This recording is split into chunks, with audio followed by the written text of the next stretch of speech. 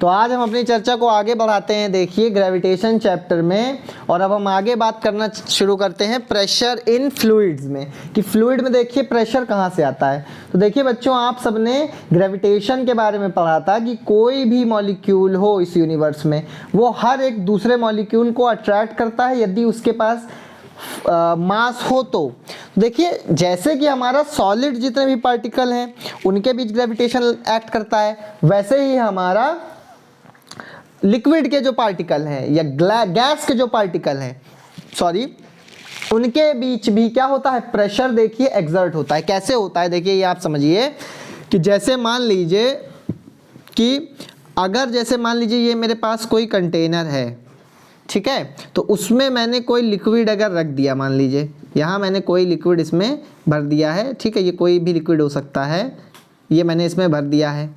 अब देखिए फ्लूइड से मतलब क्या है, फ्लूइड से ज़्यादातर लोग मतलब समझते हैं कि फ्लूइड का मतलब क्या है, लिक्विड, लेकिन ऐसा नहीं होता। फ्लूइड का मतलब देखिए समझ लीजिए क्या होता है कि फ्लूइड कोई भी ऐसा सब्सटेंस जो फ्लो कर सकता है उसे हम कहते हैं लिक्विड, ठीक है। जैसे हम एग्जांपल में लिक्विड भी ले सकते हैं, वो भी फ्लो कर सकता है, एयर है वो भी फ्लो कर सकता है, या कोई गैस है वो भी फ्लो कर सकती है। जैसे आपने सुना होगा इन जनरल हम कहते हैं कि हवा बह रही है, आज अच्छी हवा बह रही है, तो हवा भी हमारी बह सकती है जैसे कि लिक्विड बहता है, ठीक है। इसलिए हवा भी या गैस भी हमारा फ्लूइड है और लिक्विड भी हमारा क्या है, ये भी फ्लूइड होता है, ठीक है। तो कोई भी फ्लूइड अगर हम किसी कंटेनर में देखिए बंद करके रखते हैं, तो देखिए हम इसका थोड़ा सा माइक्रो स्ट्रक्चर बना के आपको समझाते हैं कि यहाँ पर देखिए होगा क्या। दरअसल यहाँ पर होगा क्या कि जैसे मान लीजिए ये मेरा कंटेनर था, इसमें मैंने किसी चीज़ को रख दिया है, तो यहाँ पर होगा क्या कि यहाँ पर जो इस कंटेनर के मॉलिक्यूल हैं ड्यू टू ग्रेविटी उन्हें अट्रैक्ट करेंगे। जैसे मान लीजिए यहाँ पर हमने वाटर ही अगर रखा है, तो ये वाटर के कुछ मॉलिक्यूल मैं यहाँ बना रहा हूँ कि ये कुछ वाटर के मॉलिक्यूल हैं। तो देखिए क्योंकि ये भी मेटल पार्टिकल हैं, इनके बीच में भी ग्रेविटेशन अट्रैक्शन होगा, ग्रेविटेशन फोर्स होगा, वो लगेगा, ठीक है। अगर देखिए यहाँ पर ग्रेविटेशन अट्रैक्शन लगेगा तो ये जो तो आपके मॉलिक्यूल हैं ये इस दीवार पर आकर के क्या करेंगे, टकराएंगे लगातार, ठीक है। ये इनको इस तरह से क्या करेंगे, टक्कर मारते रहेंगे लगातार। तो उसके कारण क्या होगा, इस पूरी जो वॉल है आपकी कंटेनर की, इस वॉल पर यूनिट एरिया एक फोर्स लगेगा, ठीक है। पर यूनिट एरिया इस वॉल पर एक फोर्स लगेगा इस लिक्विड के कारण, या अगर हम गैस भर देंगे तो गैस के कारण भी यही फोर्स लगेगा, ठीक है। तो इसे हम कहते हैं दरअसल फ्लूइड प्रेशर। कोई भी कंटेनर में अगर किसी लिक्विड को रखा जाता है तो वो उस कंटेनर की दीवार पर क्या करता है, एक फोर्स लगाता है, और उस फोर्स को अगर हम पर यूनिट एरिया में कैलकुलेशन में लेते हैं तो उसे हम कहते हैं प्रेशर। तो हर एक फ्लूइड का अपना इस तरह से एक फ्लूइड प्रेशर होता है, ठीक है। और यही फ्लूइड प्रेशर रिस्पॉन्सिबल होता है इसकी बहुत सारी प्रॉपर्टीज के लिए। जैसे अगर हम एग्जांपल की बात करें, हम जानते हैं कि जैसे अगर आपने कभी डाइविंग की हो, तो जो लोग डाइविंग करते हैं सी में, वहाँ पर एक मार्क होता है कि आप जैसे सी में 50 मीटर 80 मीटर इसके नीचे नहीं जा सकते बिना सेफ्टी किट के, ठीक है, जो प्रोटेक्शन के लिए किट पहनी जाती है सी में कूदते हुए। तो आपको पता है कि ऐसा क्यों होता है? दरअसल ऐसा इसलिए होता है क्योंकि देखिए जो हमारी देखिए धरती है, जैसे ये धरती है मेरी, जैसे ये मेरी अर्थ है, मेरी नहीं मतलब सभी की अर्थ है, ये अर्थ है, इसके अराउंड देखिए एक एयर का पूरा एनवलप होता है जो कि इसको लपेटे हुए होता है चारों तरफ से। अब जो एयर है और जो गैसेज हैं, जो हमारा वायुमंडल है यानी एटमॉस्फेयर है, ये भी एक तरह का फ्लूइड है। तो एक तरह से हम कह सकते हैं कि हमारी जो धरती है फ्लूइड में ही क्या है, ये डूबी हुई है। तो जैसे कोई भी ऑब्जेक्ट लिक्विड में डूबता है तो ये लिक्विड उस पर प्रेशर लगाता है, वैसा ही प्रेशर ये हमारा एटमॉस्फेयर हमारी अर्थ पे लगाता है। इस प्रेशर को ही हम कहते हैं क्या, एटमॉस्फेरिक प्रेशर। तो दरअसल एटमॉस्फेरिक प्रेशर का कॉन्सेप्ट कुछ और नहीं है, वो भी फ्लूइड प्रेशर से ही संबंधित है। तो यहाँ से देखिए आप एक बात समझ पाएंगे कि एटमॉस्फेरिक प्रेशर क्या होता है। अच्छा देखिए, अगर ये बात आप समझ गए तो देखिए हमारा जो सी लेवल है, जैसे हम यहाँ मान लीजिए कह देते हैं कि ये हमारा सी है और इसके आगे यहाँ पर एक मान लीजिए ओशियन है या कोई भी वाटर बॉडी है, वैसे ओशियन में सी डाइविंग किया जाता है, सी में किया जाता है। तो यहाँ पर मान लीजिए एक एटीएम जो है बच्चों, ये एटमॉस्फेरिक प्रेशर को नापने की एक यूनिट है। प्रेशर को नापने की कई सारी यूनिट्स होती हैं। जैसे मैंने आपको उसके पहले वीडियो में बताया था, मरकरी में नापा जाता है, मिलीमीटर ऑफ मरकरी में नापा जाता है प्रेशर को, ठीक है। इस तरह से एटीएम में भी प्रेशर को नापा जाता है। और जिस डिवाइस का हम यूज़ करते हैं एटमॉस्फेरिक प्रेशर को नापने के लिए, उसे हम कहते हैं बैरोमीटर, ठीक है। क्या कहते हैं बच्चों? बैरोमीटर कहते हैं, ठीक है। तो यहाँ पर आप समझ सकते हैं कि एक एटमॉस्फेयर का प्रेशर है। तो क्या ये प्रेशर इस पानी के कारण है? नहीं है, इस पानी के कारण नहीं प्रेशर। ये प्रेशर एटमॉस्फेरिक जो एटमॉस्फेयर है उसके कारण ये प्रेशर है। अब जब आप एक बात बताइए कि जब जैसे अगर ये मान लें, जब आदमी इस पानी में अंदर की ओर डूबेगा तो उसके ऊपर दो प्रेशर लगेंगे। एक तो उसके ऊपर एटमॉस्फेरिक प्रेशर लगेगा और एक प्रेशर इस पानी के कारण लगेगा उस पर, क्योंकि पानी के कॉलम का उसके ऊपर कुछ वेट लग रहा होगा कि नहीं। समझ में आ रही है आपको बात? जैसे ग्लास में आपके पानी है, अगर इसमें मैं देखिए कुछ लेयर्स बना दूं, जैसे ये लेयर बना दूं, एक लेयर ये बना दूं, एक लेयर ये बना दूं, तो हर एक लेयर का कुछ वेट होगा कि नहीं होगा? हर एक लेयर का बच्चों क्या होगा? कुछ वेट होगा। और ग्रेविटी से नीचे की ओर खड़ी घसीट रही है, तो अगर आप उस लेयर के नीचे आ जाओगे तो वो पूरा वेट आपके ऊपर आ जाएगा या नहीं आ जाएगा उस वाटर लेयर का? और वही उसका क्या हुआ? वही उसका प्रेशर हुआ उस वाटर लेयर का, ठीक है। इसे हम कहते हैं गेज प्रेशर। क्या कहते हैं? इसे हम गेज प्रेशर कहते हैं। जो पानी के कॉलम के वेट के कारण प्रेशर लगता है उसे हम क्या कहते हैं? गेज प्रेशर कहते हैं। तो यहाँ पर देखिए इस आदमी पर ये जो डूब गया पानी में नीचे चला गया, हम आदमी बना रहे हैं, इस पर देखिए दो प्रेशर लग रहे हैं। पहली बात तो इसके एक सर पे एक लगेगा एटमॉस्फेरिक प्रेशर प्लस दूसरा लगेगा गेज प्रेशर, ये गेज प्रेशर लगेगा। अब देखिए एटमॉस्फेरिक प्रेशर तो फिक्स है सरफेस पर। जैसे जैसे आप समुद्र में नीचे जाएंगे, जैसे जैसे हाइट, जैसे जैसे आप नीचे ज़्यादा जाते जाएंगे, तो वो आपके ऊपर जो पानी का कॉलम है वो क्या होता जाएगा? आपके ऊपर जो पानी का कॉलम है वो बड़ा होता जाएगा। और जैसे जैसे वो बड़ा होता जाएगा वो भारी होता जाएगा, हैवी होता जाएगा। तो जो गेज प्रेशर आपके ऊपर लग रहा है ये बच्चों क्या होता जाएगा? ये बढ़ता जाएगा, ठीक है। और जब ये प्रेशर आपके ऊपर बढ़ता जाएगा तो एक समय बाद ये प्रेशर इतना ज़्यादा हो जाएगा कि ये आपकी बॉडी को ही क्या कर देगा? क्रश कर देगा, ठीक है। इसीलिए वार्निंग होती है कि आप एक पर्टिकुलर सी लेवल के नीचे नहीं जा सकते, ठीक है। विदाउट प्रोटेक्टिव इक्विपमेंट आप वहाँ पे नहीं जा सकते। अच्छा, एक चीज़ यहाँ पे एक इंटरेस्टिंग चर्चा जो है वो भी कर लेते हैं। आपने जैसे कई सारे हमारे कार्टून आते हैं, बच्चों के कार्टून आपने देखा होगा, निंजा हथौड़ी वगैरह जो आपने देखा होंगे, ठीक है। उसमें देखिए क्या करते हैं, उसमें एक बम्बू का पाइप लेते हैं, बैम्बू का, और उसको मुंह में रखते हैं और पानी के नीचे कूद जाते हैं और उसी से सांस लेते हैं। तो क्या ये वाकई में पॉसिबल है? ऐसा पॉसिबल नहीं है। ऐसा पॉसिबल इसलिए नहीं है, देखिए कि अगर मान लीजिए, जैसे मैं मान लेता हूँ ये समुद्र तल है, आप यहाँ कहीं नीचे हैं, मान लीजिए, थोड़ा मुंह में जो बड़ा बनाना पड़ेगा, आप यहाँ मान लीजिए कहीं नीचे खड़े हो गए या आप चले गए यहाँ पे तैरते हुए, और आपने अपने मुंह से एक पाइप ऐसे लंबी सी क्या कर ली? निकाल ली है, ठीक है। ये पाइप अपने आपने मुँह में रखी और इसको यहाँ रख दिया, और मान लेता हूँ कि मैं, आप कितने नीचे हैं? आप करीब 10 मीटर नीचे चले गए, या आप 1-1.5 मीटर नीचे चले गए। तो अब आपको खुद समझ में आएगा कि देखिए यहाँ पर ये तो सी लेवल है, यहाँ पे सिर्फ एक ही प्रेशर होगा, एटमॉस्फेरिक प्रेशर होगा। लेकिन जहाँ पर आप नीचे हैं वहाँ पर एटमॉस्फेरिक प्रेशर तो लग ही रहा होगा, साथ साथ में गेज प्रेशर भी लग रहा होगा। तो कोई भी समझदार जो विज्ञान का विद्यार्थी है वो कहेगा कि यहाँ पर प्रेशर कम है और यहाँ पर बच्चों क्या है? प्रेशर ज़्यादा है। कोई भी समझदार व्यक्ति कहेगा या नहीं कहेगा? बताइए। अब मुझे एक बात बताइए कि जो फ्लूइड है उसकी टेंडेंसी क्या होती है? उसकी टेंडेंसी होती है हमेशा हाई प्रेशर से लो प्रेशर की ओर फ्लो करना, हाई प्रेशर से लो प्रेशर। अब यहाँ पे जो एयर है वो ऑलरेडी लो प्रेशर में है कि नहीं बच्चों? बताइए। तो क्या वो हाई प्रेशर में जाएगी अपने आप? नहीं जाएगी, क्योंकि गैस कभी भी लो प्रेशर से हाई प्रेशर में अपने आप नहीं जाती, हमें उसे भेजना पड़ता है। अब यहाँ पर कौन सा वो एजेंट है जो कि आपको मदद करेगा यहाँ पर एयर को अंदर भेजने के लिए? वो है आपके लंग्स, आपके जो छाती में जो लंग्स हैं, छाती में हाँ आपके जो लंग्स हैं भाई, जो हमारे फेफड़े हैं वही तो जोर लगाएंगे और उस हवा को सक करेंगे अंदर, तभी तो आ पाएगी। एक पंप के जैसा काम करेंगे हमारे लंग्स, ठीक है, तभी ये हवा हमारे पास अंदर आ पाएगी।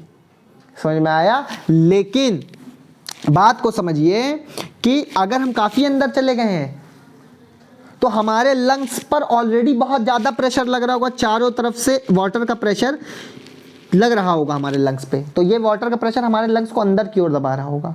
तो हमें अब इसके अगेंस्ट भी अपने फेफड़ों को फैलाना पड़ेगा, तब हम हवा अंदर ले पाएंगे। इसका मतलब जैसे जैसे हम नीचे जाते जाएंगे वैसे वैसे सांस लेना क्या होता जाएगा, मुश्किल हो जाएगा। आपको ऐसा महसूस होगा पानी के नीचे, अगर आप इस तरह से जुगाड़ सांस लेने की कोशिश करेंगे कि आपके जो छाती है उसमें किसी कोबरा ने क्या कुंडली मारी हो।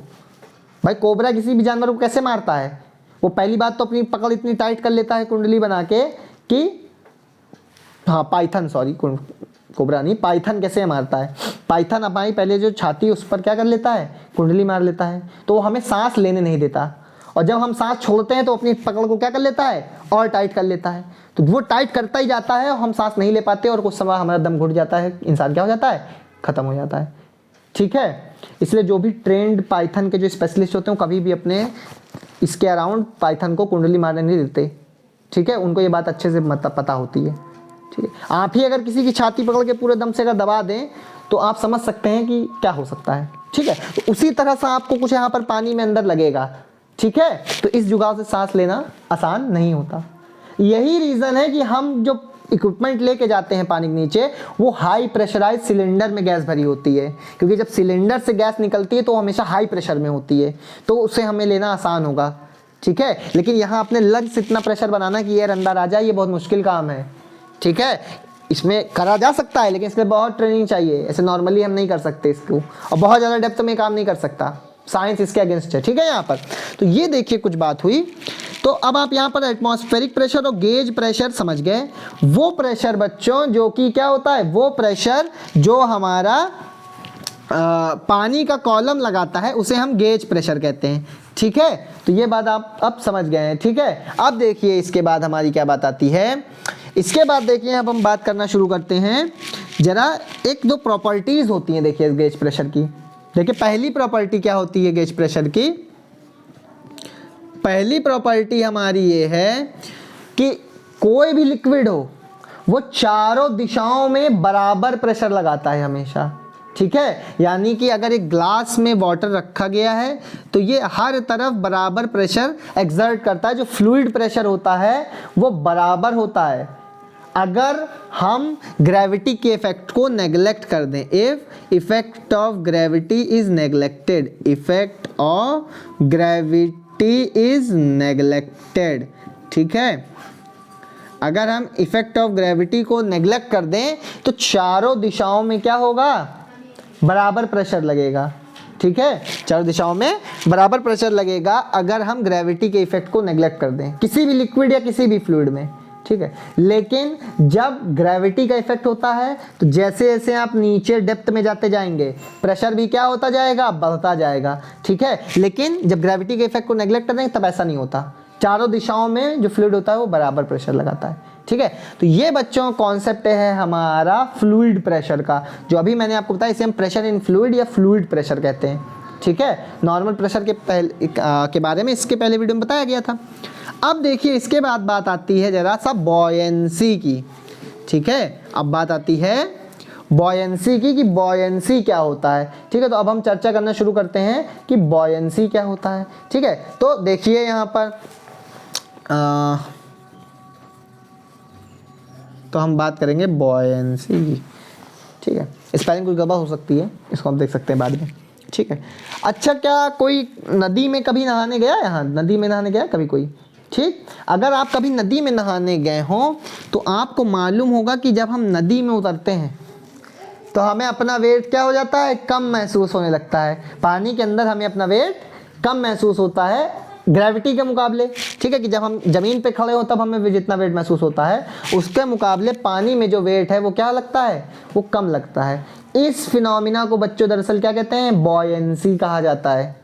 जब भी किसी भी ऑब्जेक्ट को वाटर में इमर्स किया जाता है या किसी भी ऑब्जेक्ट में क्या किया जाता है, इमर्स किया जाता है, तब उसका जो वेट है वो कंपैरेटिवली क्या हो जाता है, हल्का महसूस करता है वो वाटर में। ठीक है, इसे हम कहते हैं क्या, बॉयंसी कहा जाता है। ठीक है, और जो फोर्स उसके ऊपर लगता है, देखिए जैसे ये ऑब्जेक्ट है, ये मैंने पानी में यहाँ पर डुबा दिया, तो देखिए इस पर दो फोर्स लगेंगे। पहला फोर्स हमें लगेगा यहाँ पर किसके वजह से, ग्रेविटी के कारण पहला फोर्स लगेगा, और एक फोर्स ऊपर लगेगा बॉयंसी का। FB जिसे हम दिखाएंगे फोर्स ऑफ बॉयंसी। इसके कारण यहाँ पर क्या होगा, एक फोर्स लगेगा। ठीक है, तो ये जो क्वेश्चन है, ये जो हमारा फोर्स है बॉयंसी का फोर्स, ये बच्चों बहुत ही ज़्यादा क्या है, इम्पॉर्टेंट है। ये बहुत ज़्यादा क्या है, इम्पॉर्टेंट है। दो रीज़न से इम्पॉर्टेंट है। जो हमारी कंपनीज जो बड़ी बड़ी बोट्स बनाती हैं, एक तो उनके लिए इम्पॉर्टेंट है बॉयंसी का प्रिंसिपल। अगर ये बॉयंसी का प्रिंसिपल ना हो बच्चों, तो हम लोग भी शायद आज यहाँ ना होते, अगर ये प्रिंसिपल यहाँ ना होता। पुराने समय में हमारे जो ट्रेवलर्स होते थे वो किस तरह से ट्रेड करते थे? पुराने समय में हमारे ट्रेवलर जो है वो सी मार्ग से ट्रेड करते थे, हमेशा, है ना, समुद्री मार्गों से चलते थे, क्योंकि तब हवाई जहाज़ भी नहीं था हमारा। ठीक है, तो भाई जहाज, अब आपने कभी ये सोचा कि जैसे मान लीजिए कि हमारे पास अगर एक पानी का टम्बलर है, मान लीजिए इसमें मैं एक सिक्का फेंकता हूँ, 1 या 2 ग्राम का ये सिक्का होता है, ये पानी में क्या हो जाता है, सिंक कर जाता है, डूब जाता है। लेकिन इतने बड़े बड़े लोहे से बने हुए इतने भारी भारी जहाज कैसे तैर जाते हैं पानी के ऊपर फिर? ठीक है, कि भाई जैसे आप किसी से पूछे अपने घर में भी कि जैसे कि ये बताइए कि लकड़ी पानी तैर जाती है, लोहा पानी में डूब जाता है, तो आपको शायद जवाब सुनने को मिलेगा कि लकड़ी बच्चों हल्की होती है और जो लोहा होता है भारी होता है। तब आप ये वाला क्वेश्चन पूछें कि एक छोटा सा सिक्का पानी में जो होता है वो क्या हो जाता है, डूब जाता है, लेकिन इतना बड़ा सा लोहे से बना हुआ जहाज जो है वो पानी में कैसे तैर जाता है फिर? इसका मतलब क्या हुआ? इसका मतलब वो केवल वेट से मतलब नहीं है यहाँ पर ऑब्जेक्ट के, न मास से मतलब है। यहाँ पर हमें अगर ये समझना है कि कोई भी ऑब्जेक्ट कैसे तैर सकता है, कि कोई भी ऑब्जेक्ट कैसे डूब सकता है, तो हमारे लिए देखिए ग्रेविटी तो हमेशा हमारा काम खराब करेगी, पानी में ऑब्जेक्ट को डुबाएगी, डुबाएगी नहीं डुबाएगी बच्चों, उसे बचा कौन सकता है? यहाँ हीरो कौन नजर आ रहा है इस पिक्चर में? हमें पिक्चर में हीरो नजर आ रहा है बॉयंट फोर्स। ये इस डूबती हुई नाव के लिए क्या है, जैसे कहते हैं तिनके का सहारा, वैसे ही इस डूबती हुई नाव के लिए ये एक तिनके का सहारा है। ठीक है, तो कि कोई भी ऑब्जेक्ट डूबता कैसे है या वो तैरता कैसे है, ये डिपेंड करता है उस पर लगने वाले बॉयंट फोर्स के ऊपर। ठीक है, और किसी भी ऑब्जेक्ट को जब हम डिज़ाइन करते हैं तो वहाँ पर तैरने के लिए खासकर जैसे शिप, तो वहाँ पर इसका ध्यान रखना पड़ता है। अदर और भी कंसिडरेशंस होते हैं, जैसे कि आयरन वगैरह जो होता है वो रस्ट कर जाता है पानी में, सी वाटर में और तेज रस्ट करता है, तो वो कंसिडरेशन होते हैं, उसके शेप से रिलेटेड कंसिडरेशन होते हैं, एरोडायनेमिक्स से रिलेटेड बहुत सारी और चीज़ें होती हैं तमाम। लेकिन हम यहाँ पर उसका जो साइंटिफिक पहलू है उस पर बात कर रहे हैं, बाकी भी सब साइंटिफिक है, लेकिन जो फ्लूइड प्रेशर से संबंधित है वो ये है बॉयंसी हमारी। ठीक है, तो यहाँ पर देखिए जो चीज़ इस ऑब्जेक्ट को तैरा सकती है वो है हमारा क्या, वो है हमारा बॉयंट फोर्स। ठीक है, तो बॉयंट फोर्स के ऊपर सबसे पहले जो थीसिस करी और रिसर्च करी, क्योंकि सबसे पहले इस बात को रियलाइज करने वाले कि हमारा जो कोई बचा सकता है इसको डूबने से वो है बॉयंट फोर्स, उसको सबसे पहले रियलाइज करने वाले थे हमारे आर्किमिडीज। ठीक है, सबसे पहले हमारे कौन थे, आर्किमिडीज। ठीक है, जिन्होंने इस बात को रियलाइज किया। तो जो बॉयंट फोर्स है और जो इसकी प्रॉपर्टीज हैं उसके ऊपर सबसे पहले जो रिसर्च करी एंड देन जो सॉलिडिफाइड कंक्लूजन्स निकाले, जो कि आज हमारे लिए बहुत ज़्यादा इंपॉर्टेंट हैं, उसका क्रेडिट और उसका श्रेय जाता है आर्किमिडीज को। ठीक है, आर्किमिडीज यूनान के एक फिलोसोफर थे और एक साइंटिस्ट भी थे कह सकते हैं हम। ठीक है, और मैथमेटिशियन भी थे आर्किमिडीज। तो Archimedes was a polymath character. ठीक है, और वो हमारे दिग्गज हैं जिनके बारे में हमें यहाँ पर पढ़ना है। ठीक है, तो नेक्स्ट लेक्चर में हम बात करेंगे कि किस तरह से आर्किमिडीज ने समझा कि कोई भी ऑब्जेक्ट अगर लिक्विड में या रखने पर डूबता है तो कैसे डूबता है, या उसे हम तैरा कैसे सकते हैं, उसके बारे में हम चर्चा करेंगे। और हम बात करेंगे कैरो के बारे में। आप कहेंगे यहाँ पे कैरो कौन है? ठीक है, भैरो नहीं, कैरो। कैरो हमारे एक राजा थे यूनान के। ठीक है, तो उस समय के ज़्यादातर जो भी साइंटिस्ट होते थे उनको भाई जो फंडिंग होती थी वो किसी न किसी ऐसे ही राजा से मिलती थी जो कि साइंस में इंटरेस्टेड हो। तो कैरो ने एक प्रॉब्लम आर्किमिडीज को दी थी, जिसको सॉल्व करते हुए वो इस नतीजे पे पहुंचे थे, जो कि जिसके बारे में अब हम चर्चा करेंगे। अगले लेक्चर में। ठीक है, तो इतनी चीज़ें लेकिन आपको समझ में आनी चाहिए जितनी चीज़ें आज आपको बताई गई हैं। ठीक है, तो मुझे उम्मीद है कि आपको पसंद आया होगा। धन्यवाद।